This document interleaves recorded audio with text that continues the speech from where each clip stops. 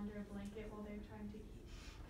I would also really like to bring up your point about how you said potentially if you're a restaurant and you're allowing people to openly breastfeed in your establishment, that would lose business. I would talk about if you were a restaurant and you were serving a mother who had a baby and you went up to her and said, hey, people complain, I need you to go feed your baby in a bathroom or leave. I would also argue that that would cause you to lose a lot of business.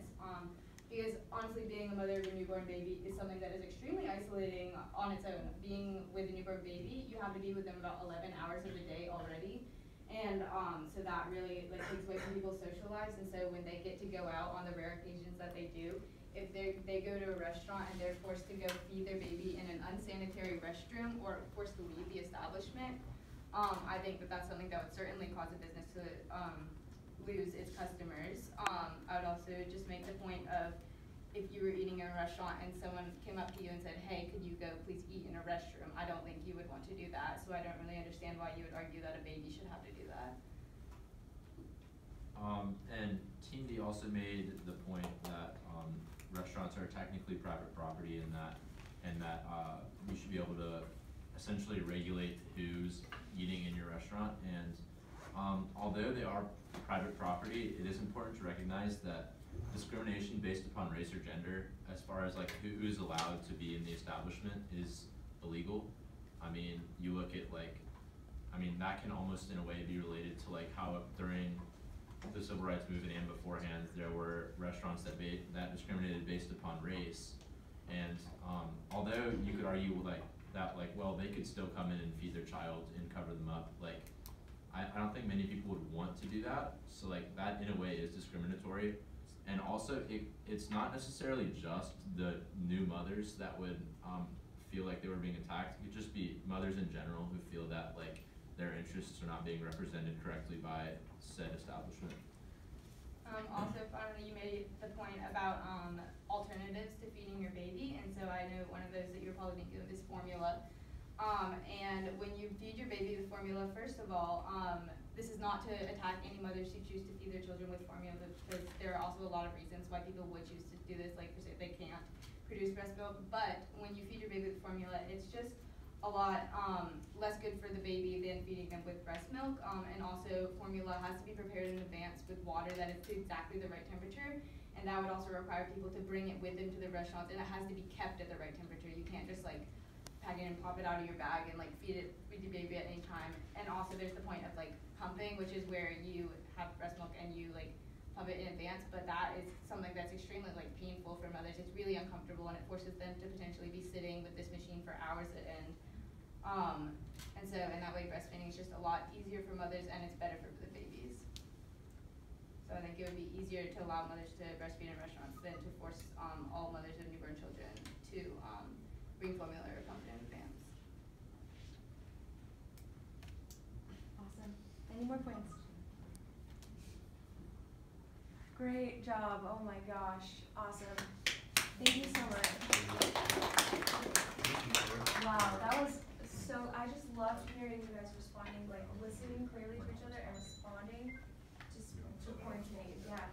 So, how should we go about this? Would you like to again kind of ask questions from the audience? Would we like to allow Team D to respond directly to that? How much time will be approximately 10 minutes. Could we allocate 2 minutes for a response and the rest for a Q&A? That works. Okay. Yeah, do you guys confirm? Okay, confirm.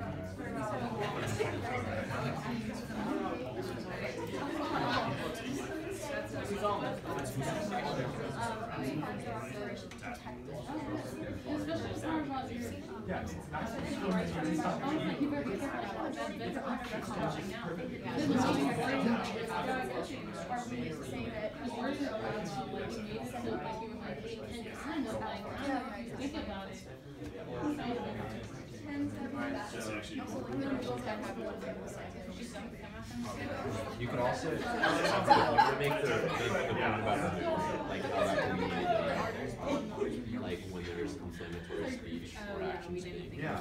I gotta say that. Okay, just for you.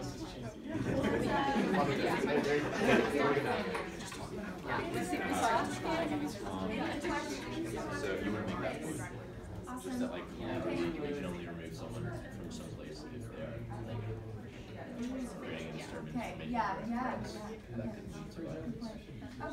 Team D, we are ready to hear your second rebuttal. One of the main points you brought up was that it was discriminatory towards women, and the example you used to support that was from the Civil Rights Movement, which was an example of discriminatory actions based on race.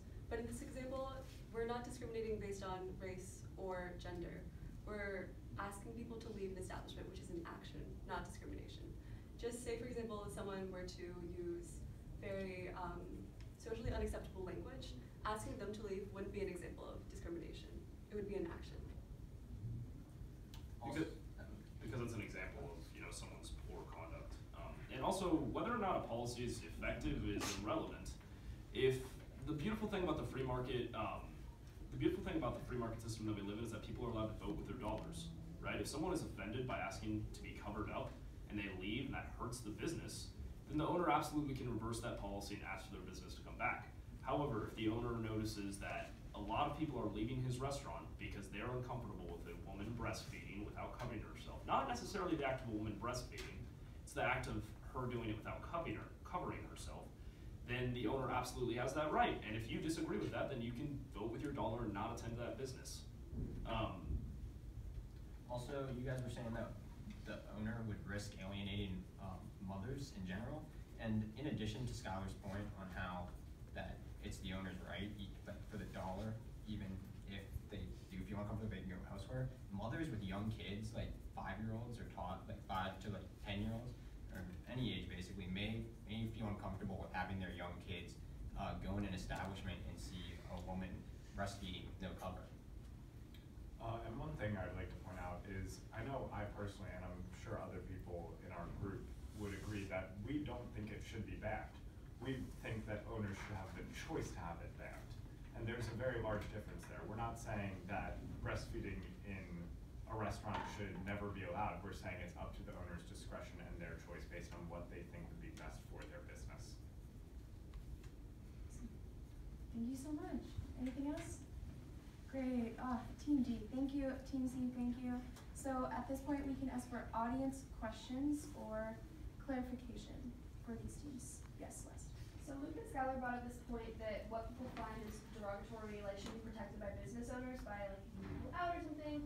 So what if the majority of people in a restaurant think that being homosexual is offensive or something like that? Are then you allowed to kick out people of the same sex who are dating? So the difference is an actual action or conduct, right? If a couple, heterosexual or homosexual, is, let's say they're making out in a booth, right? I think most people would be made uncomfortable by that action, right? Regardless of how you feel about homosexuality or heterosexuality, then I think that most people would be made uncomfortable. However, the act of simply having 2 gay men who are together in a restaurant, that's completely different from a woman breastfeeding. It's not the presence of the baby that offends people. It's not even the presence of breastfeeding. It's breastfeeding out in the open, and it's something that a lot of people are offended by, and you really can't get around it. Business owners should have a right to protect their businesses.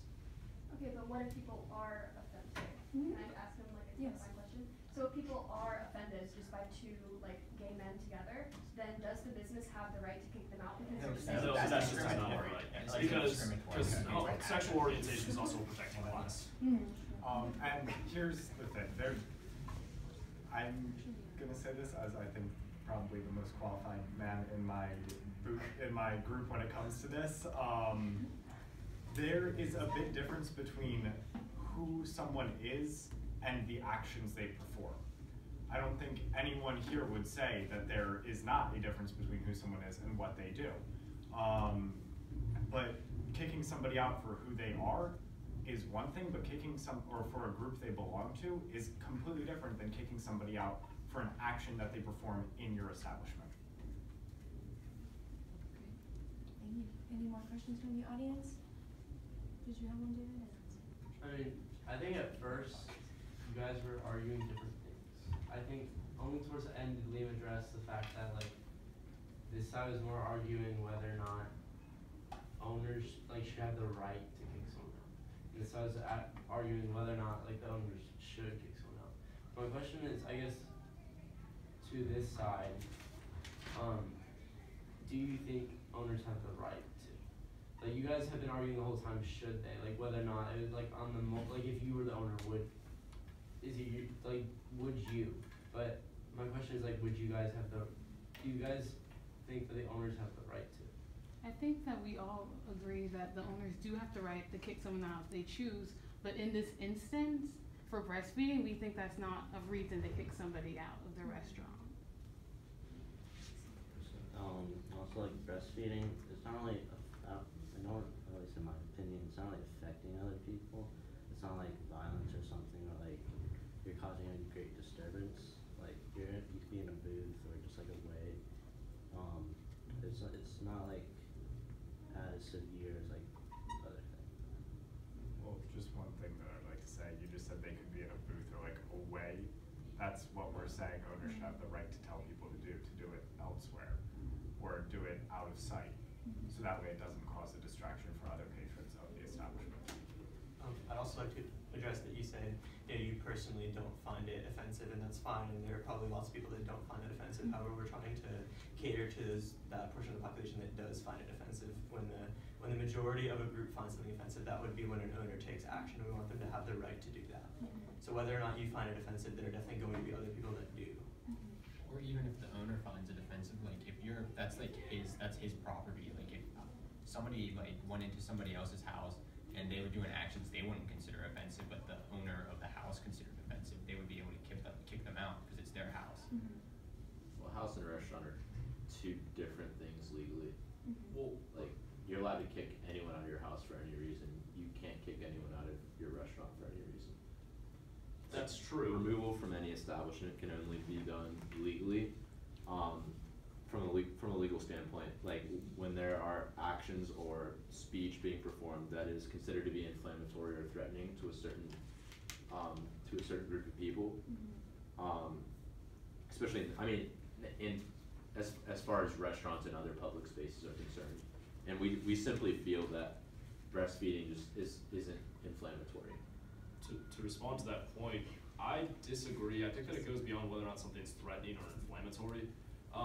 For instance, no one considers like a restaurant having a dress code or a code of conduct to be necessarily to be illegal, right? Restaurants can ask their patrons to dress in a certain way or act in a certain way, and that's because, again, it's private property and it does not violate any Civil Rights Act. It's one thing if a restaurant says, we do not allow mothers into our store. It's another thing if a restaurant wants to ask women to cover their bare breasts up while they're breastfeeding. Can I ask a question? Yeah, how would you, I think that they raised a good point when they said, it was Caroline who said that covers can be irritating and actually draw more attention to a mother breastfeeding. How would you respond to that? That's not the only solution here, if that is something that particular baby does find irritating, they can move to a space that's a little bit more secluded. I'm sure there's going to be a more private area in the restaurant, whether or not that is a restroom. They can go step outside the restaurant, feed their baby, or come back in. I think we're also kind of operating on the assumption here that we are asking any mother who wants to breastfeed to leave the establishment, which is certainly not what we're saying at all. Okay. I think we're presenting many other options, and they're just kind of jumping to the most radical conclusion, which is escorting people out for doing this. And moreover, it brings back to the point, like whether or not a policy is effective, whether or not it actually asking someone to cover up draws more attention to the nursing mother. That's irrelevant. It's the owner has the right to make that policy because it's his store. I think the reason that they said this, and tell me if I'm wrong, but it's because you stated that you vote with your dollars. Yeah. And they said, well, a screaming baby might then cause more people to feel irritated. Or Yeah, if that's the Right. case, then the owner can reverse his decision. Yeah, we're not telling people whether or not, we're not telling people to ban breastfeeding or not. We don't care if you do or not. What we're saying is the owner should have that choice. Okay. So if the screaming baby is causing, and like if a baby is screaming and it's causing more people to leave than the policy would have originally, then yeah, you can reverse that policy, go back to what it was before, and fine. Okay. That's the owner's discretion, that's their choice. I think what we were saying with that is you were pointing at the economic implications of the owner not having a choice. If they didn't have a choice to ask a woman to cover up or to move to a different area, they would definitely lose business. There'd be no way around that. And so, you know, maybe the policy could cause them to lose more business, and in that case, they can go back on it and allow it, but they should have a choice in whether or not they do have a policy surrounding that. Yeah, Kelly? Going back to the dress code thing, do you think that there's a difference between something like a dress code, which patrons know of before they enter the restaurant and are able to choose to oblige to or not, versus something that calling someone out without them knowing that it wasn't the preference of the owner and causing feelings perhaps of shame or embarrassment? Well, we're not saying like keep the policy a secret. It would still be a public policy, as most restaurants' policies are. They're public things because it's more effective if it's public, because then the person can prepare. Like with the dress code, if it's public because you don't want to turn away business, you want them to show up with the clothes that you want them to wear.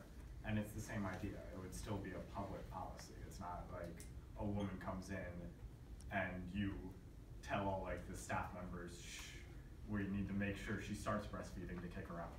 Like, we aren't even advocating that they kick people out. It's just A choice. Good. Great. it's a policy decision. Okay. So, last question?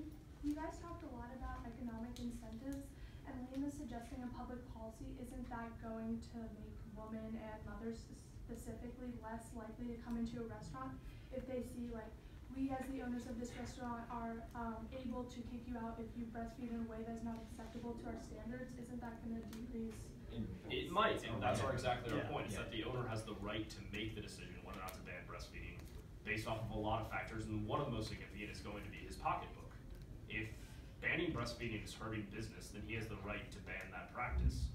It has nothing to do with whether it'll make him more money or lose him more money, and everything to do with being able to have the choice of doing so. We don't, if a business goes out, like completely goes under because of that, that doesn't affect what we're arguing here. It's the actual economic stability of the business is completely irrelevant to this argument. The practicality of the policy is not what's at question here. Awesome. Oh my gosh. I kind of do have one more question.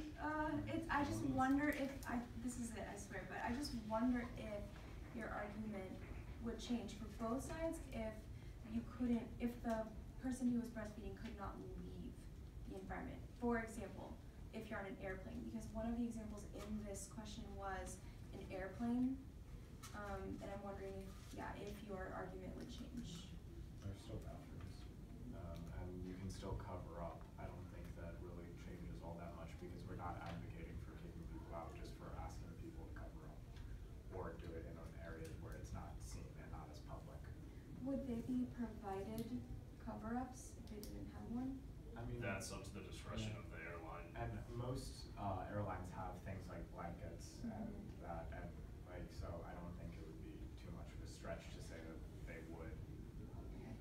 I mean, you could even offer them like the space like back behind the bathroom where the flight attendants. That's There's, true. even in an airplane, even in a place you can't leave, there's probably some secluded area that you Sure. could use. And we're not at all advocating that you open up the hatch and throw them out of the plane. Like, that's just not that's not what's going on here. Sure. There are definitely other solutions. We just believe that any business should have the choice to kind of regulate their customers' conduct. For sure. Dang. Amazing. I can't. Yeah, we have to end there, but you guys, so great. Thank you so much. Oh my gosh. That was awesome. Did anyone in the audience decide, like, did you change your stance as a result of this debate? Good question. Again? Should owners be Yeah. able to regulate the practice of breastfeeding in their establishment? Then they can speak out. There was a little bit of we agreed waffling, that- it seems like, on both They sides at recently once. agreed that. Don't use my word. I agree. I plead the fifth. I mean, If we're doing. I don't even know. I feel like I see. plastic balls just care. So based on the question, what's around? Got it, okay. Yeah, no, it's fine, I mean, we're just practicing, and like you guys told me, we can do these again, because I know that we, as a class in particular, really enjoy doing these kinds of things, so, yeah, for sure. But thank you so much for your first debate, seriously, I could not ask for more. That was awesome. Thank you so much. So stay where you are. I'll tell you what we're gonna do next. As you know, we are continuing kind of adding to our skills of arguments and generating evidence quickly and interpreting prompts. So one of my things is I don't want to have you write more essays than you need to, because I can just give you the prompts, and again, like we've done this before, but it's like you just practice interpreting the prompt and generating the evidence for that prompt. So I wrote again CHELPS on the board. You know that. You're trained to generate evidence according to the acronym of CHELPS. C, current events, history, experience, literature, pop culture, sports, and science. So what I'm going to do is I'm going to count you off, and you'll see around the room there are stations. So like by Will and Alfred, there's station 1, and then the windowsill right there is station 2. Station 3 is this table right here. Station 4 is like back here. This is station 4. Station 5 is over here. I put it right here. Station 6 is like, yeah, here at this table. And then station 7 is kind of up at the front. So there, like I said, there are 7 different prompts. And I think I'm gonna now give you about 3 minutes at each station. And we're just gonna quickly generate as much evidence as we can. So you and your group will be given, it's over there. So I will give you a sheet to like write down your evidence and stuff like that. But for now, I'm just gonna count you up, okay? So Liam, 1, 2, 3, 4, 5, 6, 7. Ready? 1, 2, 3, 4, 5, 6, 7. 1, 2, 3, 4, 5, 6, 7. And 1, 2. Okay. So we're gonna have to move these, so that's fine too. Just like whoever's in your group, you're gonna have about 3 or 4 people in your group. Just kind of gather around that station. So if you are team 1, you're over here. Team 2, you're by the windowsills. Team 3, you're at the Team 4 right here. Team 5, you guys are 6 or 7? Yeah.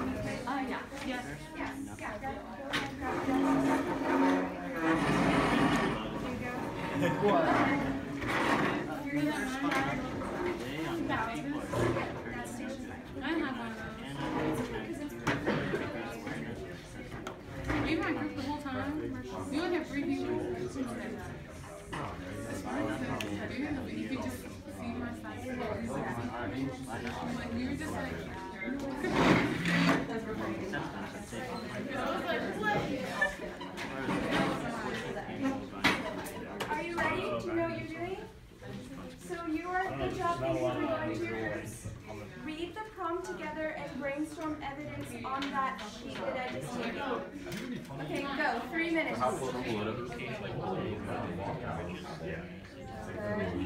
Discuss like serious issues.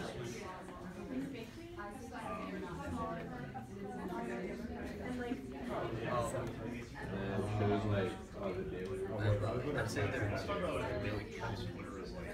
counter. Is it an argument? really serious and otherwise we'll run policy issues. Okay, so like book like we should do like a good book, like a book that's Easily so for the art argument we should have a book that's good, that's like used for good, and a book that's bad and used for bad, and then a book that doesn't fit that. I would say it's like line count. Yeah, line. I was gonna say that too. Yeah, because that's a book that's bad. And it's used for bad. It's like it's, like the ability of people. I think so. And then book that's good. That doesn't narrow it down to keyword. It's a church locking somebody up is not narrowing down. Galileo. No, keep going with. Galileo. Because where you're teaching. Oh, I see. Yeah. I guess so. Yeah, that was a little more like a So Galileo is an example of book written for good. Yeah, and then the church was like, no.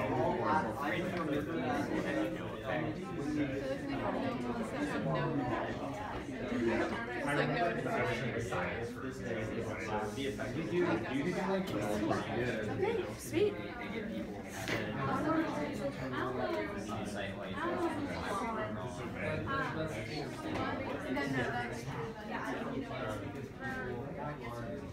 Okay, for one it might not be effective, I don't know if it's so but like, That's like it could not be effective because how much we try to run with, that could be a social experience. We don't go out and buy stuff every day, there's like specific days of the week. We just have like grocery shopping every Sunday or whatever, so it might not be as effective if people, like most people, I don't think are going to the store and actually excited to buy something. But I think it also kind of just raises awareness of people like not realizing that they even are buying it. Like, I feel like if you were to go through a day like actually physically like thinking about not buying it. That could be helpful. I think you do need races. Okay, that makes sense. Okay. Alright, so one more minute. One more minute. Fast. Which one is this? Is it really high? Which one is it? I think you just kind of like use a really specific one. Yeah. So we're on slavery. Do you understand the difference between dissent and disagreement? I think so. Experiences. Do you agree? Is that what you're saying? Like, what does that mean? So, one of the arguments, David, that people were like, when slavery first started out, people weren't like dissenting against it, people weren't disagreeing with it. Because it wasn't being discussed, and that's through policy. But it turned it into a disagreement, which now it's not fixed, but but I don't know, I feel that's also really hard. I feel like you could, I just could necessarily do So many would potentially come on. Stay away. So, I guess I'm tell me again what you said. People were dissenting but not disagreeing. So like kind of crazy, like under the radar. And like you need to be like you said pro-difference. So Like there's a difference between dissent. got it. Like I think we're trying to say racism or like with slavery, especially back then. There was one that was so dissent was a minority versus majority. So this is slavery. When it first started, it was very opposition. So I guess that would be Okay. And like now it's a lot more equal between the two sides, between like races and who claim not to be racist. That would be the disagreement. Got it. That's awesome. Is that different from this? I like one.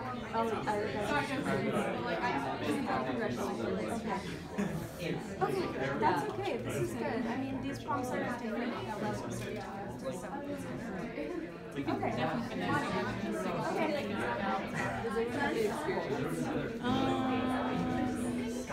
I don't know, like,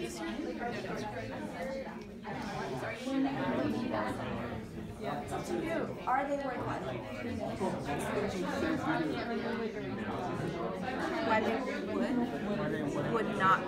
I mean, there are entertainers, aren't they? Aren't they that, like, they foster, some of them actually seek discord, don't they?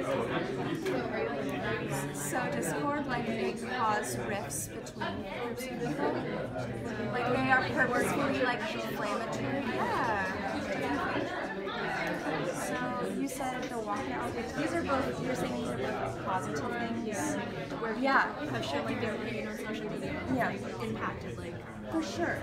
So people, I mean, there's, you know about like trolls who just like purposefully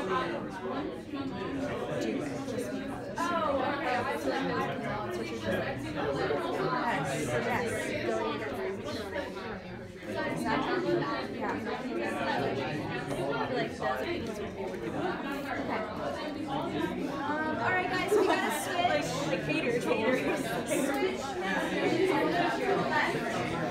Left.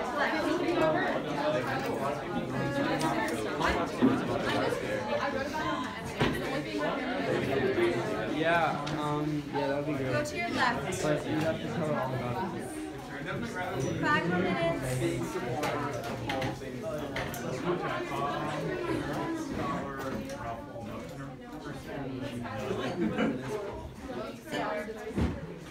We've done Ralph Waldo Emerson. I don't think we've done this. I feel like I've never heard this. I've definitely heard this before. Yeah, well used, abused, among the worst. Okay, so what is it? What is They it? examine the extent to which his assertion about the power of books is true or relevant today. So basically, Do we agree? our books powerful. Current event, Fire and Fury. I got a reaction. What does it mean? What do you mean? Just like I feel about how well, it's yeah, it got a very large reaction, and it clearly stirred up. Yeah. It's just like an assertion about power. And say that like that being a book, like it was really something that was really powerful. Yeah, you know what? Did it cause It's like a numbers game. Progress is like like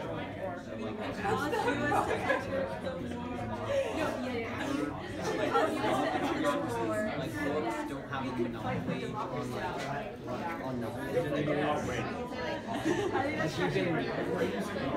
Okay, so like scientific discoveries comes to mind a bunch that are like people win against the government. Bring up like Information.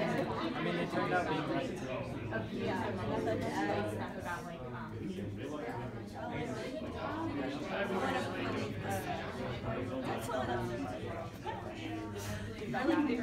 Like religious history. Westbrook.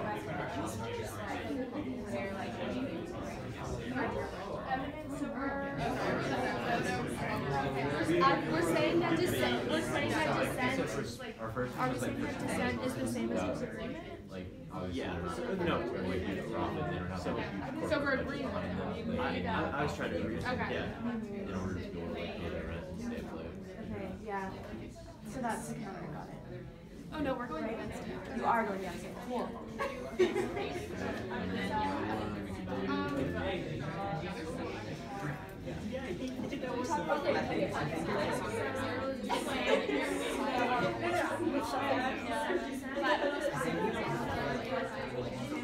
I'm just talking about like even though building it back in it's like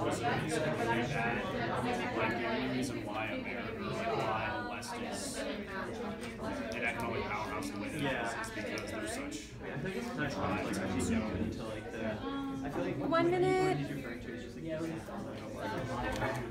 so it's just like I hate or something. It's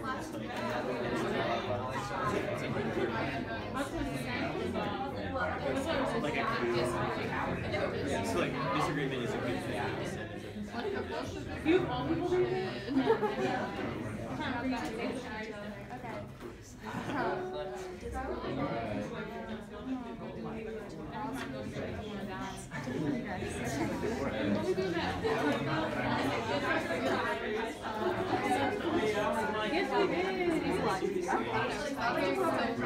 So we have a meeting.